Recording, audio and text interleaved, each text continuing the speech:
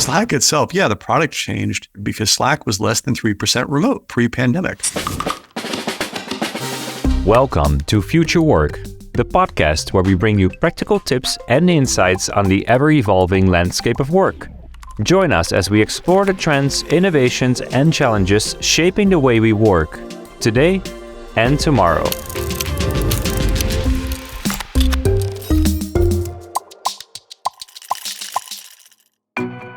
Hey everyone, welcome back to Future Work.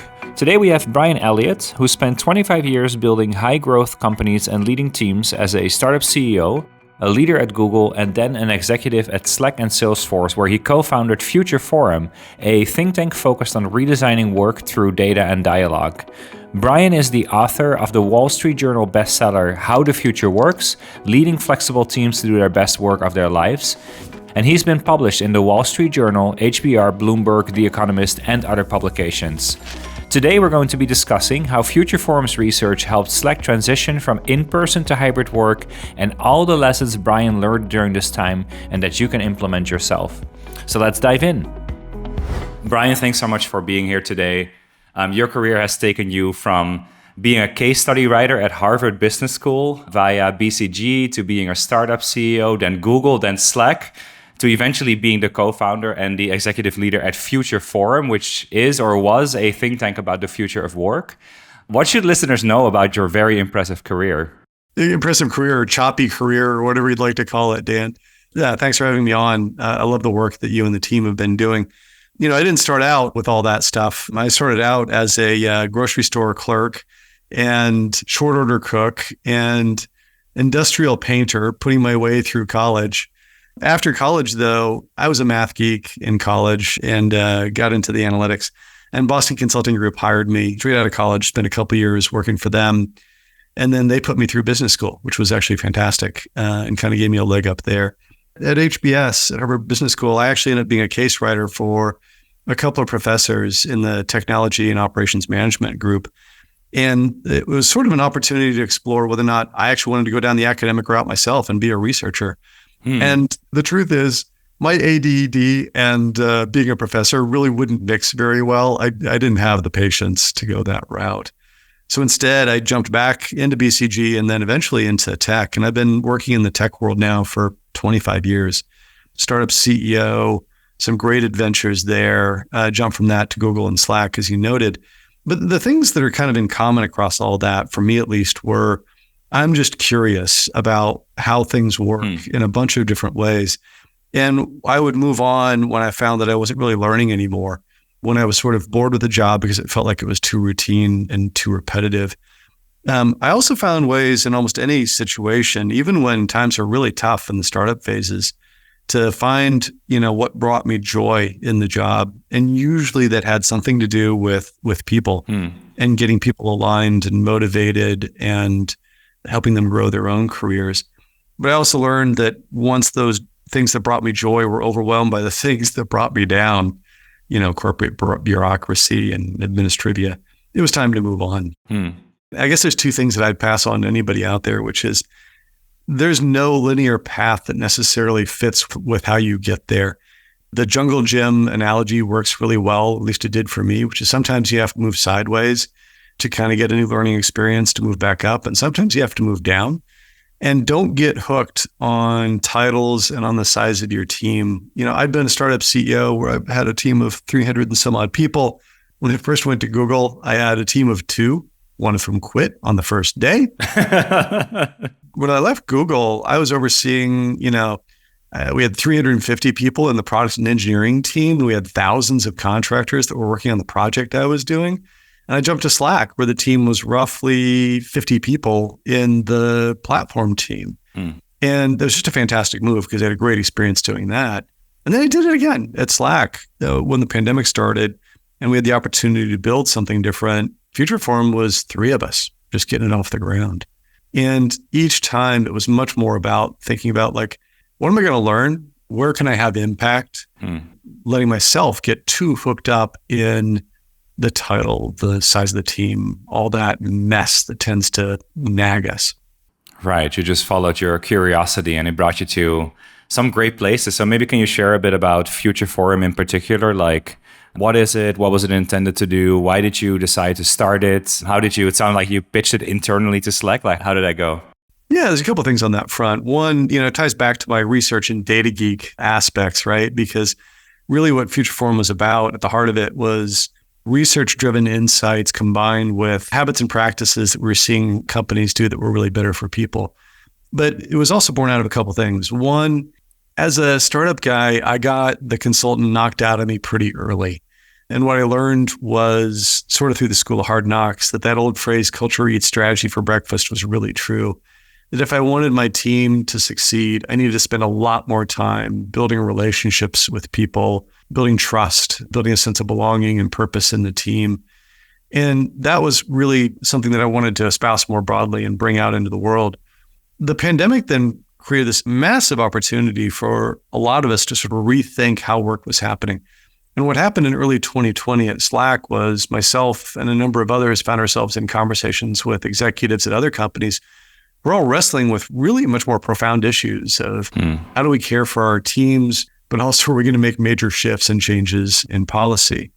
So I pitched Stuart Butterfield on something that was honestly his idea years ago that never came to fruition, which is Slack should have its own think tank around the future of work.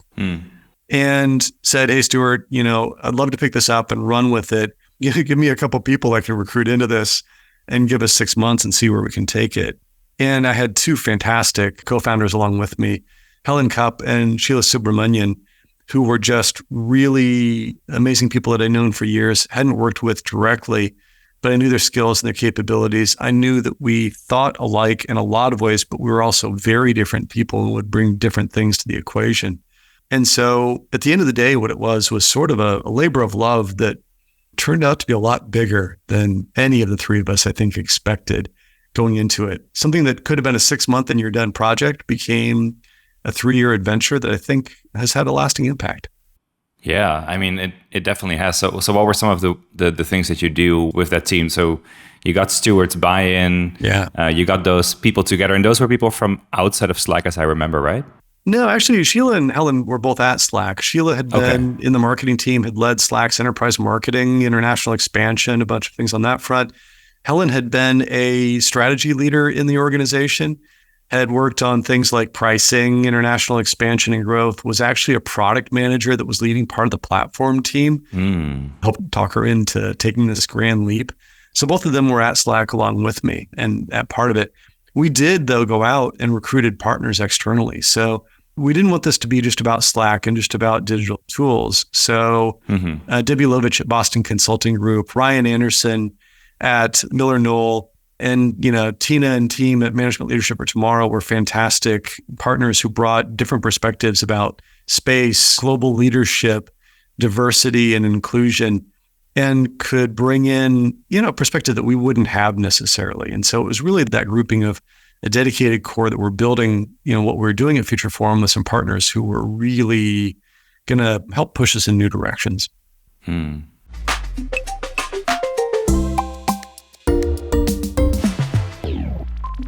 So then with that group, you started researching, right, about the future of work. Yeah. And obviously Slack was transforming as well, right, from a kind of chat app or communication tool to the new digital HQ. So then you started doing some of that research. Like, what were some of the findings over those 3 years that really stood out to you? And I think there's something really interesting that you said about, culture eating strategy for breakfast, about the fundamentals of what makes good teams. Yeah. Was there a lot of new insights, or was it also kind of confirming that the age-old pillars of good leadership and good management still hold true? There's definitely elements of that, which is great management is really key and essential to building, high-performing teams. There's plenty of research that has been out there for years that points to a lot of the same things that we found. I think there were a couple of big differences. We did actually drive some new insights, and the world was much more open. Leaders were much more open to questioning conventional wisdom, right? To rethinking the assumptions we had. I'll give you an example too. Slack itself, the product changed, but we were not a remote first company by any stretch of the imagination. I mean, part of my job wasn't just leading Futureform, was helping us discover our own path forward, because Slack was less than 3% remote pre-pandemic. It was less than 3% remote, yeah? Yeah. It was mostly like an in-office company. Yeah, it was in an office company completely. offices were where and when work happened. I had an engineering leader who worked with me out of Denver, Colorado. Wow. Mike would come to San Francisco. He came to San Francisco 23 times in 2019, the year before the pandemic. And he did it to be, quote unquote, in the room where it happens, because there would be some senior review with, Stuart and Cal, who's our CTO, and Tamar, our chief product officer. And Mike didn't want to be trying to dial in from Denver, unable to get a word in edgewise. And Mike's got 5 kids. It was really painful. We had this debate at Slack for years prior to the pandemic about whether we should spin up a remote team, because it was so hard to recruit designers and product managers and engineers into San Francisco and New York and Vancouver and Melbourne. And we never did it because we'd never done it before. So we didn't know how to do it. But was the pain just not big enough? That sounds like such a huge challenge that you're trying to get the best people to design and build Slack. Yep. And you're so reliant on the people sort of in the immediate vicinity of the office. Like, was the pain just not big enough to go out and say, okay, we got to go remote? Like, there's no other way. Apparently not, because we opened the Denver office and hired Mike to be the leader there. We're opening up a Toronto office for an engineering and product and design team there as well, right? We did the same thing in Dublin, did the same thing in other parts of the world. And it was just easier to replicate what we had done before in the same place. Yeah. Rather than try to think through all different ways of working. And what shifted was we got 3-4 months into the pandemic, and Cal Henderson, our CTO, basically said, this is working a lot better than I expected. The fears we had about productivity were unfounded, other than the horrible conditions some people were in, especially the team that I was overseeing in India. Innovation and creativity and spark was still clearly there. We were being driven to build new capabilities really well. And so all of that was part of it. Go back to your question, though, too, which is we were also, though, seeing things in the research that Futureform was doing that helped drive some of that. So I'll give you 3 quick examples. One is we talk so much about location flexibility and how many days a week people should be in the office or together or whatever else. And the research showed super quickly that time matters more than place. Giving people big blocks of time, focused time during the work week, 2 to 3 hour chunks, was a much bigger benefit to their productivity than location flexibility. And clearly the two are tied, because, by the way, if you force them to commute 5 days a week, you'll lose some of that. And so that led to a lot of things that we were doing internally around how do we give people focused time. It also led to a lot of things from a product innovation perspective around how do you share information asynchronously so you can kill off unnecessary meetings, right? That's number one. Number two, Slack kind of got this one pretty well, but a lot of other organizations don't, and a lot of senior leaders still don't to this day, which is connection inside of a team is as much digital as it is physical. There is a core role, and a really important one, in getting teams together. I would never do a team that I lead or manage or am part of that doesn't get together at least once a quarter for a week to build belonging and meals together. There's so many ways in which people can stay connected digitally with one another, socially, where you can build, global connections within an organization. We're not 2 generations of digital natives in the workforce. And so, I'm in my 50s. I didn't grow up with all of this. I've had to learn it myself. But digital builds connection as much as in real life builds connection at this point. And the third one that was less obvious to me as a senior white male non-primary caregiver executive was there's just a huge opportunity to rethink inclusion in the workplace that flexibility brings to all of us. So we saw this in the data from early on. Women more than men wanted flexibility. Caregivers, especially women with children, needed it more than men. We could see global trends that pretty much tied to how good a country's infrastructure was around caregiving. The US was far worse than any other developed country when it came to, primary caregivers' needs for flexibility, because the US does not have good maternity leave policies, does not have a good, pre-kindergarten childcare infrastructure. Australia was better. UK was not far behind the US. Germany and France looked pretty good. And so it's just one of those things where you can kind of look at the data and go, there's issues here. You can see the same thing when it comes to people with disabilities, to racial and ethnic differences, especially in the US, where we could get the data out. Those research findings were the type of thing that we would then try to make sure that we helped executives understand, so as they were thinking about their own approaches. They didn't do it just with the perspective of, here's what worked for me when I was going through the system. Because let's face it, a lot of our employees who are digital natives, who are not, white, male, non-primary caregivers, they face a much different world than we did at that point.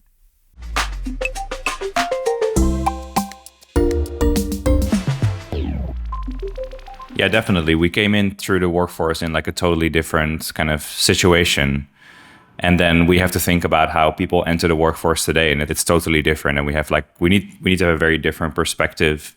So you have like 3 really interesting findings here around, time mattering more than location. I think in order to make people as kind of productive and creative as possible, the fact that time together matters, but it doesn't mean that we have to be together all the time. Probably the opposite almost, right? Yep. And then this like huge opportunity to inclusion. And right before you also said that your research showed that the fear that productivity would drop and that, people's ability to be creative and to collaborate actually wasn't as affected as maybe we thought when we moved digitally. Yeah. So when you then bring these insights to companies and to leaders, what gets adopted easily and what is maybe even to this day still quite difficult for people to kind of get their head around and to actually put into practice?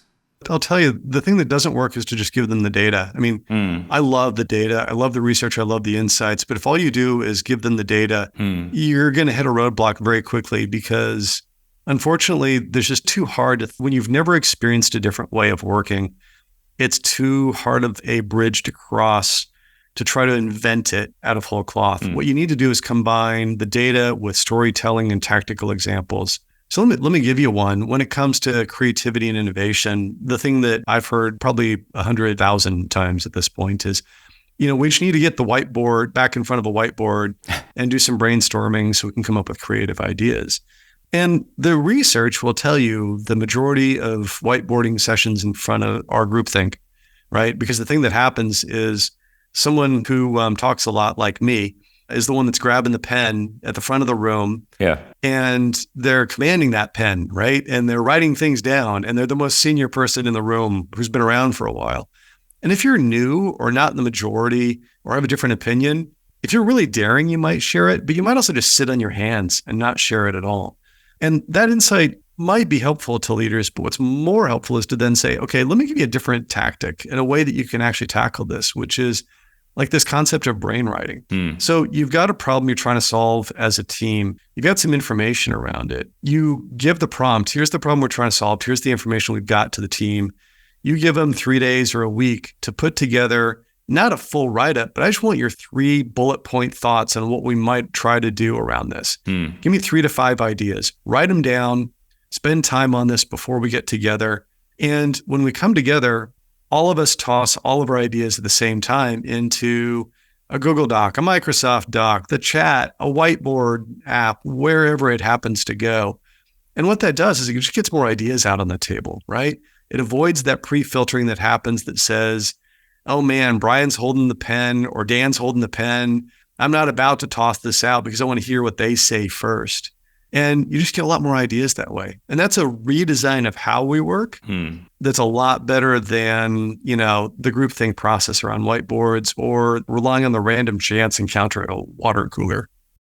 And this is part of the bigger idea that we need to redesign and rethink how we work rather than just taking our in-office practices and put them online. Because exactly, I think we've seen that doesn't work. Yeah. What we've done too often is just lift and shift, right? We've just sort of taken, that's by the way, what the vast majority of companies and organizations did in 2020 and 2021. We had the same meetings. Matter of fact, we had more meetings. We just did them all digitally on Zoom and we got burnt out because we were facing ourselves all the time. And we didn't really step back and say, you know what, we're going to fundamentally rethink our approach to mentorship. We're going to redesign our onboarding process. We're going to think about how we, train new employees. How do we be more intentional about things like how we pair them up with people they should be in contact with to help them build networks? Like there's so many things that we could do if we just pick a problem, pick an area, and think about what are the outcomes we're trying to accomplish and how might we both experiment but take practices from other companies and try stuff out that might give us a better outcome than simply taking what we've done for the past 20 years and trying to do it on a video call. Absolutely.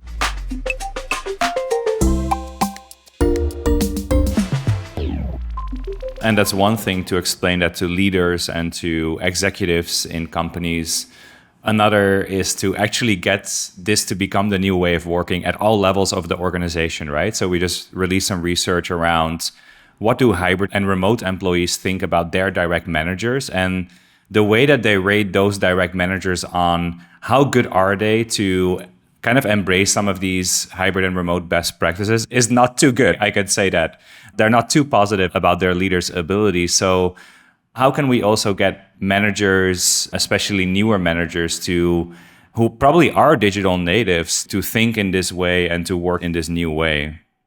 I'd love to hear more, even in terms of what you guys saw too, in terms of what are the habits and practices that the good ones do adopt. We ran into this ourselves within Slack, the organization, and I've heard it from so many of the executives that we worked with, which is the pinch point for all this is your frontline managers, right? And let's face it, we've not done a good job for decades now of giving them much training or support. You know, your frontline manager is somebody who has just happened to be the most senior, experienced individual contributor on the team who wanted a promotion, got a promotion, and is now a manager with very little training or support. There's a couple of things that we can do to kind of unpack that. One is, let's just start with the fundamentals. Not everybody wants to be a manager, really. And so what I've been a big proponent of is, in as many situations as you can, think about how you have two tracks for employees, where you've got the manager track, but you've also got an expert track that goes up preferably as high as VP level in an organization. Engineering teams have been doing this for a long time now. We did it at Google, we did it at Slack. The architect, right, who can get paid as much, get as big of a title as a VP in an organization, but is leading through expertise, not through managing people. I've seen it done in design. I've seen it done in product management. I've seen it done in content teams within marketing. You know, I think there's a lot of places where we could apply that, because you really want people that want to lean into the job of leading people through management and teaching them and training them. Second huge one is we've got to give them support and tactical experience. So some of what we did, even in the early days at Slack, and we've done this with other companies too, is a couple of things. One, make sure that they've got support networks of other managers that they can talk with. Start off by facilitating those groups. You know, your people team can help do this to get it off the ground, but you want them to find people they can go to and ask for help. But you've also got to get super tactical. Like, how do you run a good one-on-one with your team? What are the 3 questions that you should ask every single week? Things like, hey, what did we say we were going to get done last week? And how did it go? What are your priorities for this week to make sure that we're aligned? And what's blocking you? What can I help you unblock to get out of your way? Giving managers super tactical how-to examples is really going to give them a leg up at how they manage and lead their teams. It can't just be giving them euphemisms like, hey, you need to be an emotionally capable, vulnerable leader to be good. Yeah. You got to show them what that means. Yeah. And give them concrete, tools they can use to do that. Which is, by the way, one of the best practices that employees rated their managers lowest on. Yep.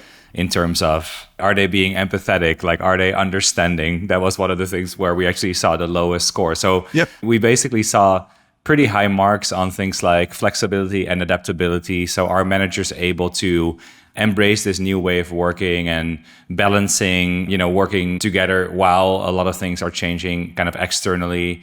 We also saw some pretty good scores on setting clear expectations. So providing guidelines, deadlines, performance goals, right? You know what work to do, even when you're not sitting together with your manager. So that's pretty important. But then the things where we saw really low scores beyond empathy was inclusion. So inclusion was actually the one that scored the lowest. Yeah. Are managers really thinking about everyone on the team and making sure that everyone has equal opportunities was very low. Onboarding was very low.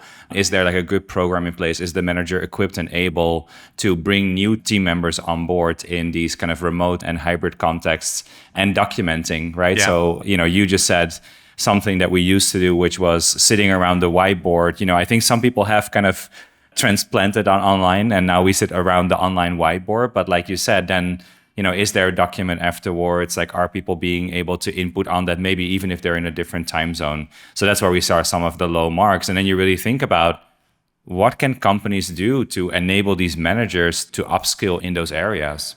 That's great insight, Dan. And thanks for going into it on that specific set of areas, because, you can't just teach empathy. You got to give them tools for showing empathy and how to do that, right? Yeah. And I've got some empathy for managers because they're the pinch point in an organization. In our research and others too, they're the most burnt out, right? Middle managers are more burned out than the executives by far. They're also more burnt out than the individual contributors. Often they're carrying their own individual load as well, right? Of work they need to get to do, as well as care and feeding of the team. And it's a hard spot to be in. Yeah. And so it's often hard for them too to show that vulnerability. There's a couple things you can do though, that sort of help you take steps in getting there.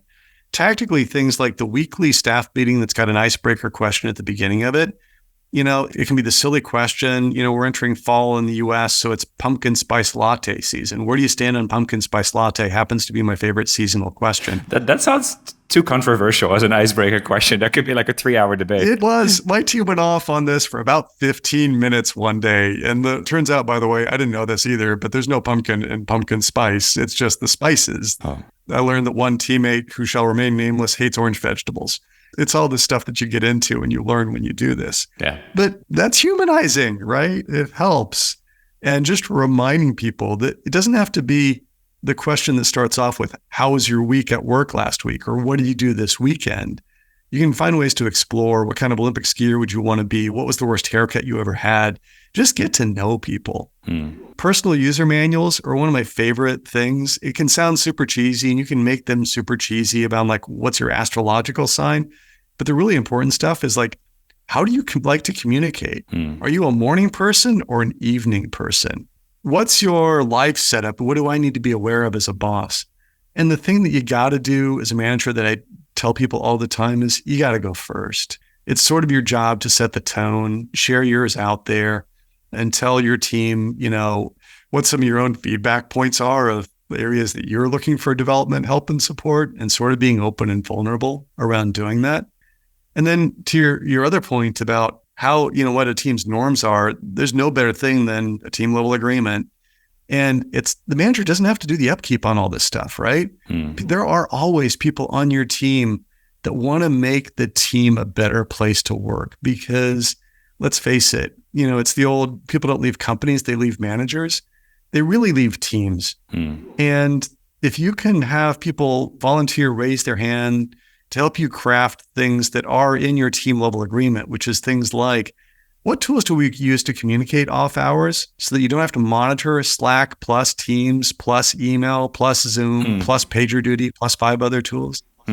How do we make decisions? There's just so many things that are the norms and habits of a team that if you're doing that, when somebody new joins, they get the document, they review it. They can also start asking questions and saying, I don't know what that even means, so help me out. Yeah. And it's just a much better starting point. And too often managers think that all this stuff falls on them when there's almost always somebody in your team that, please don't abuse them for this, but that's willing to pitch in and help, shepherd this through and help build in, better habits and practices. Because maybe someday they want to be a manager too. How would you find that person if you're a manager sitting there thinking, well, that sounds great. I can offload some of this stuff to someone else. How would you find that person on the team? Ask for help and ask for ideas and ask for volunteers. I do think this also goes back to the opportunity question. You've also got to look around and not keep reassigning it to the same person all the time. And please, God, be aware of gender differences. The note taker shouldn't always be the only woman on the team. That's a horrifying place to be in. So you need to think about things which are, what are leadership and growth opportunities for members of your team? These are leadership and growth opportunities. But you've also got to move them around within your team over time to make sure that they're not all landing on someone's back, number one. And they're not being disproportionately given only to the people who look like you, or worse yet, that feel like administrivia tasks that are being handed to people that don't look like you. Yeah, it makes a lot of sense.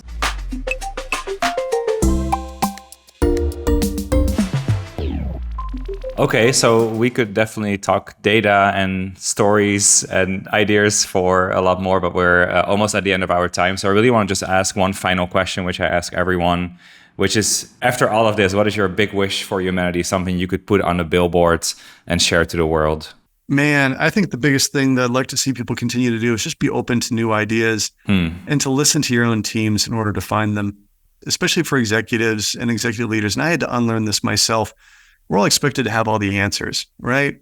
We're expected to be seldom wrong and never in doubt, which is a phrase that got burned into me when I was in my 20s, and I had to unlearn over the course of decades. But you know what that does? That just sets you up for failure, because all that's doing is saying you got to be smarter than everybody else in your organization, and there's no way that that's going to be accurate. At the same time, when I say that to people, what I get back in return is, but then how do I motivate the team? I really want people to be able to do two things at once. You got to have massive aspirations, giant mountains that you want to climb as a leader, point towards those goals, but also invite people along for the journey and say, hey, look, we're going to climb that mountain. We're going to do it together, but I need your help in finding the right path for us, because I know I can't do it all by myself. If you can do that, the engagement of your team, of your employees, goes up dramatically. And they will then share with you thoughts and ideas that maybe you didn't have, that might be, where you might run into some problems, but also some ways in which you might get up there faster together. Beautiful. So listen to your team. You don't have to have all the answers. Aspiration, nothing wrong with it, but be open to new ideas. Beautiful. And it speaks to that sense of curiosity that you were talking about in the beginning, which has always kind of driven you in your career. You don't need to have all the answers, but you need to be curious about what's possible. I hope we can all get there. I still hope that I can always get there. And some days I do, and some days I don't. Wonderful. As such is life. Okay, Brian, thank you so much for being on. Thank you, Dan. Appreciate you having me.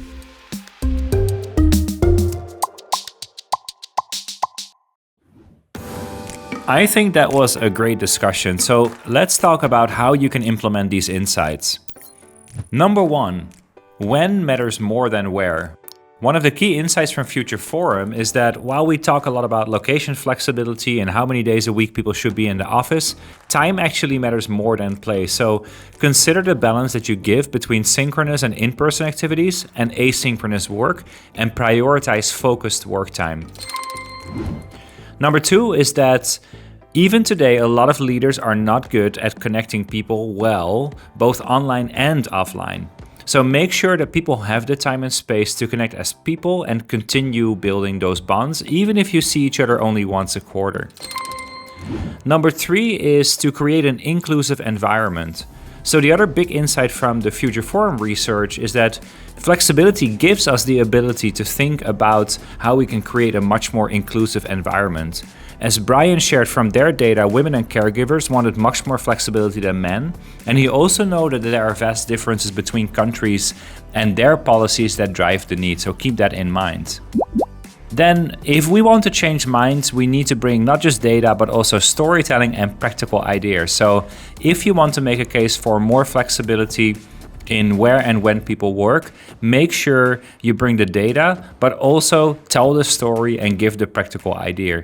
So in Brian's whiteboard example, he brought the data that yes, we can be creative even online, but he also shared the context and he also gave a practical idea of how we can replace things that we were doing to be creative offline in the online world. In this case, replacing the offline whiteboard with an asynchronous online brain ride instead of a brainstorm. The 5th insight is that we cannot just lift and shift. So instead of copy-pasting things that worked well in the office, rethink them completely. So think again about meetings. Do you really need all of them? Are there things that can be handled through online collaboration? And besides this, rethink mentorship, onboarding, training, all these things that we used to do in the office. Think about the outcome that you're actually trying to achieve, and then think objectively about the best way to get there without holding on to how we used to do things. The last one is around supporting managers. So whether you are managing a team yourself or you're leading other managers, we really need to rethink how we support managers. And as Brian mentioned, managers are more burnt out even than individual contributors, even more than executives. So his solution is twofold. 1, give people who don't want to be managers that opportunity. Make them experts, give them senior positions, but don't make it so that in order to rise the ranks and to get better at what you do, that you need to become a manager. And 2, give people who are managers the practical support for key elements of management, like good one-on-ones and successful team meetings and understanding each other's personal operating manuals. And then finally, on a more personal level, I think Brian shared 2 really great lessons that we should all take to heart. One is that there is no straightforward route to achieving success. So Brian called this the jungle gym analogy, which I think is a pretty good one. But you may have to move laterally or even downwards to get new knowledge or expand your skills. And it's really important to focus on growth and development rather than titles or positions. And 2, we need to unlearn the idea that you need to know it all as a leader. That idea that Brian mentioned of seldom wrong, never in doubt just isn't true anymore. So set ambitious goals, but then make it a team effort, ask for help, and achieve it together.